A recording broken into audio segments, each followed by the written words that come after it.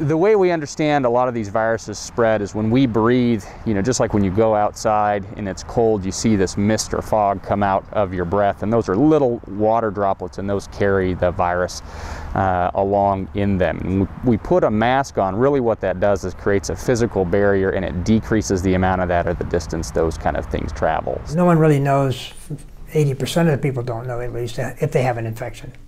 Okay, and so they're the ones that are innocently spreading the infection. So the principle of it is try to prevent their droplets, their spread, their speech, their whatever, from spreading into people that are susceptible. And wearing a mask is doing a benefit to your neighbor, and particularly your elderly and ill neighbors who could really be harmed by it. The main problem that I see with people wearing masks is they're either pulling it off and putting it back on all the time, or they wear it underneath their nose. These masks are designed to cover the nose and mouth, and I think it's important that, you know, they're not a chin strap and they're not a thing. And I realize that a lot of people have difficulty with the nose coverage because it does dry the mucous membranes, and so, but it doesn't work unless you close the mouth and the nose.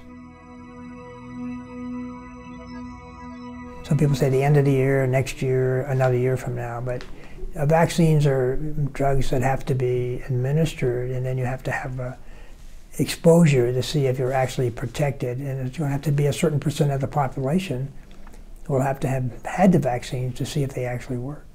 So I think we're a long way from therapy and prevention, and so the best thing we have at the present time is wear a mask, wash your hands, keep your distance.